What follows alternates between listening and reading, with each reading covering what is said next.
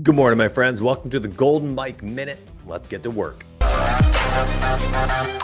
All right, we're going to review the June 6th MLB main slate, look at the winners, see what they did, and see if we can emulate their success going forwards. This is our second episode, and what we're going to do here is look at the top finishing lineup and then the best 150 max finish and see what they did with their lineups. And lucky enough for us, first place finisher had 15 entries, and the second place finisher had 150 entries. So let's go ahead and dive into Fantasy Cruncher lineup study and see what happened. So we'll take a peek at the winning lineup, and you can see we have Carlos Carrasco and Michael Wacha as the pitchers combined for 40% ownership. Not something that's been terribly difficult to do. You can eat some chalk in the pitching category, and you can find success. That's not something new to us. This is the second day in a row, though, that we have had mini stacks win a tournament. And we ended up having a 3-2 stack between the Seattle Mariners with 3 batters and the Toronto Blue Jays with 2 batters. And then there were one-offs for the Padres,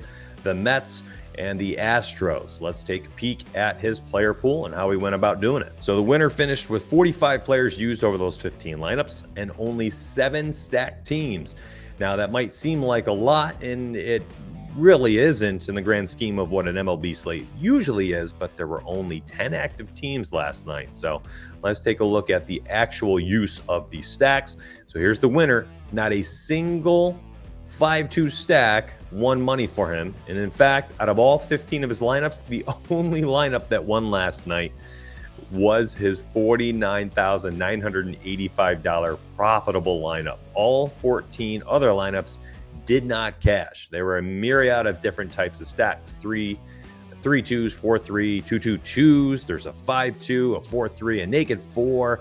Just really went across the board and just took a, I guess, shotgun blast approach.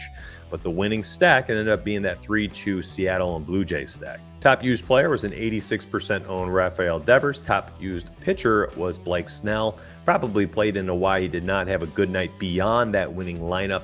Blake Snell got wrecked early and often. And when we look at the second place finisher, they had 150 lineups last night.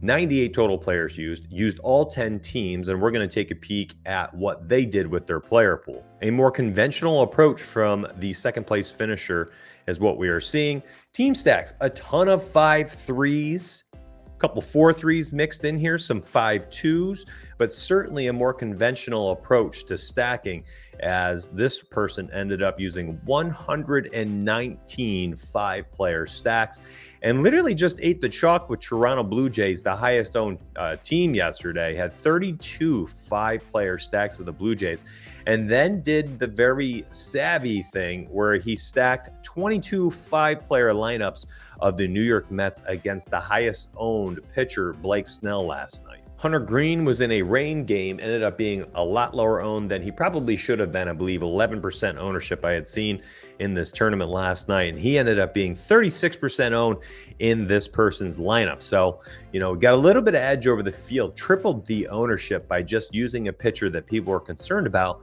because of the rain. And the rest of his player pool, I mean, you can see it. There's one hitter at 30% owned. Every other hitter under 25% ownership, with most of them, considering there's 98 players used, and we're looking at about 85 of them under 20% owned. So really, really spreading out exposures across the board. And again, those stack combinations, the top one ended up being a 5-3 stack between the Mets and the Astros. Carlos Carrasco and Hunter Green were the two pitchers combining for 34% ownership. Hunter Green ended up 9% owned, scored 35 points, got the complete game bonuses at shutout and complete game for 5+ points on DraftKings. And the 5-3 stack was Peter Alonso, Eduardo Escobar, Francisco Lindor, JD Davis, and Mark Canha for the Mets. And on the Houston side, we had Martin Maldonado, Jose Altuve, and Kyle Tucker for a 209.3 score. When we take a quick glance at all of the lineups, you can see the winning lineup was certainly that 3-2 that we covered. But after that, it's kind of a little bit heavier approach to these larger stack, more correlation. 5-3 Mets, Houston, a 5-3 Reds and Mets, a 4-4 Mets and Blue Jays, 5-3 Astros Mets stack, and so on and so forth, littering the top 20. It's mostly large correlative stacks. And then you have that one outlier in there winning the tournament 3-2 with 3 one-offs after that. So are there many ways to victory in MLB DFS? Absolutely. Are we going to identify if there's some trends through this Golden Mike Minute every single day? You better believe it. I wish you the best of luck today in your DFS endeavors, and let's get paid, my friends. Have a good day.